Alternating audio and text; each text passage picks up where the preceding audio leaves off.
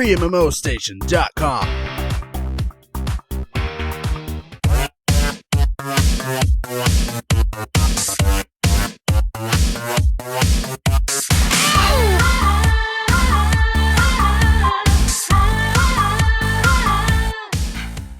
So many games to play and so many people to meet and places to see. It can be really hard deciding what to do in your spare time, but especially so for today's hardcore MMO crowd. With all this noise, hopefully we could shed light on a few masterpieces that the gaming community as a whole have been enjoying since their release. MMOs are a kind of game that take time, but can be more than worth it. So which games should you spend your time on? Let's ask and answer the question, what are the best free MMOs out right now? Number 10. If you've ever played World of Warcraft, then you're probably going to feel very comfortable playing here. Much of the game feel and interface is set up just like WoW, and even the combat carries a very similar and action-packed feeling. This can be good and bad though. Star Wars The Old Republic improves on a lot of things that many free-to-play games completely fail at, such as extremely good single-player experience, but also really fun player versus player, taking inspiration not just from free-to-play titles, but many MMOs past and present. The game was first sold as a subscription-based model, so even though it is completely free now, you will still be very impressed with the amount of polish it has compared to many of its competitors. Number 9. C9 feels like a fast-paced 3D fighter set in an MMO world. That's pretty much it. Very similar to Vindictus, this game has more of an arcade feel to it, but certainly impactful nonetheless. Character creator is something to talk about though, as it's not bad at all. However, your actual character animations are a bit stiff for such an action-packed game, which can be a turnoff for some people. Then again, it is an arcade title.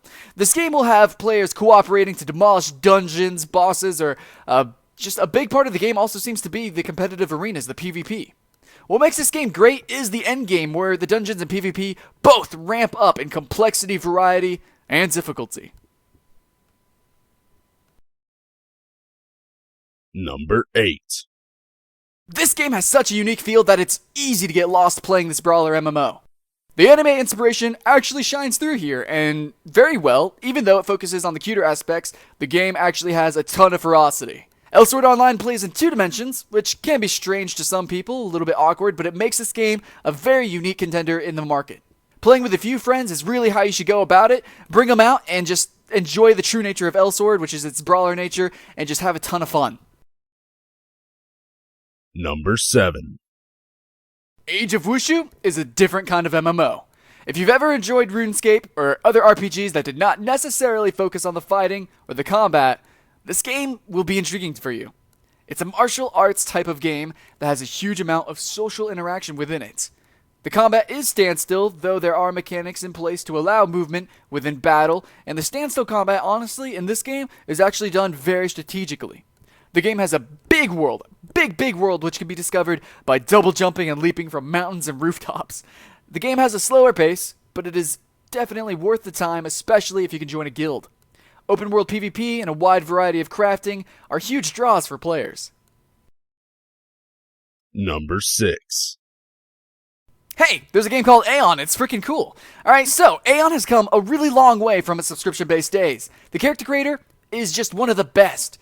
Combat is also extremely colorfully done, just like the rest of the imaginative, faction-based world. It's similar to Age of Wushu though, the combat is not the singular focus of Aeon. There's a whole lot that you can do, and the unique ideas, art style, everything about this game, everything that it brings to the table, has just really helped the game world and its community just flourish. Number 5. Neverwinter is a Dungeons & Dragons game, though it does not compete with Dungeons & Dragons Online. It is a different title, really more of a cartoon and comical approach to the lore, more so than many other games.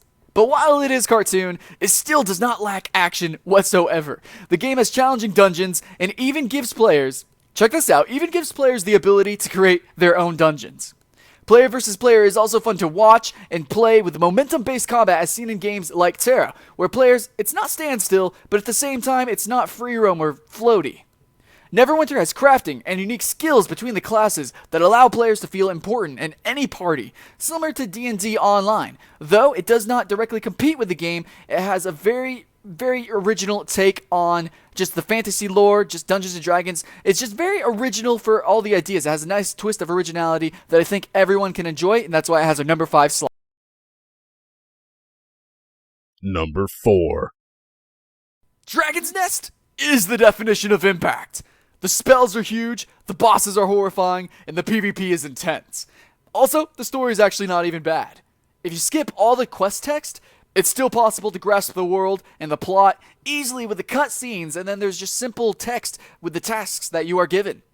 The game is accessible, I would say, from all the way to casuals and then to hardcore players alike, both who like role-playing or those who just like to brawl. Dragon's Nest kind of harkens back to Dynasty Warriors or something like that. It also has very unique pacing between zones and cities. It almost feels like a single-player game that you're playing with buddies, and it's a little bit arcade. Dragon's Nest feels so good at the controls that even simple grinding literally is very fun, and the mechanics of the game just make it so rewarding with the dungeon difficulty settings as well, replayability, playing with your friends. It's just very good. It feels like a very fun couch co-op game that just happens to be a free-to-play MMO that you play online with random people or whatever, and you act like little kids because that's the anime style. It's kind of childish, but it's actually really hardcore. Yeah, that's Dragon's Nest. It's a whole lot of crazy. Number 3. Rift is big. Very, very big.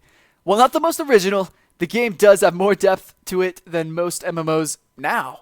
Think World of Warcraft, but a different art style, really. The game takes old ideas and twists them to make them new again, and the presentation of it is what sells it all. Monsters fall out of rifts which tear the sky.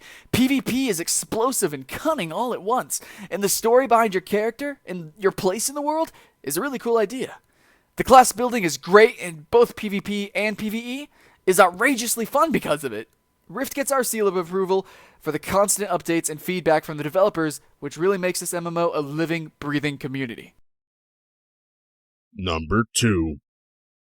Dark, bloody, aggressive, challenging. Some might even say scary. Vindictus is extremely action-based, but it also has a ton of strategy in place between certain bosses and dungeons. This is a very mature MMORPG which holds a lot of mystery for those interested in the story. PvP is available, but the boss encounters of this game make it worth the play entirely. Not too much needs to be said about this game because it takes very simple ideas and just hammers them in with such bloody aggression that players are forced to marvel. This game is an absolute work of art. It's an absolute right to play, especially in a party, and borderline horror if you want to play it solo. And number 1. Our number 1 goes to the incredibly rich world of Terra. Terra has some of the best combat, and it certainly has one of the most original worlds we have ever visited. The classes are all set up uniquely for the skill shot based combat, but it still holds true to the role trinity that we're used to in MMOs, with the healer, DPS, and tank. However, archers need to aim shots, healers need to actually aim to heal, and sword and shield users need to actually focus and time abilities as well with dodging. Quests are a bit boring and unoriginal, to be honest, but dungeons and bosses are absolutely stellar. Combat is momentum based, and this game actually gives a very good feeling of that. Character customization is also very good. Plus, the races are really unique as well, just like the rest of the world. Player versus player in Terra, of course, is nothing short of fun and frantic. So if you're looking for a game to experience something new, a deep world, and just see new faces and fight new foes, this is going to be the game for you. So, what are your thoughts? Leave them in the comments below, and let us know how you feel, and leave honorable mentions down there for the community to discuss as well. I'm sure you're going to find a good time in each of these games, and hopefully the start of a new adventure in one of them as well. Thank you for watching, and subscribe if you want to learn more about upcoming free-to-play games that might make our next top 10. See you later, guys. Adios, bye-bye.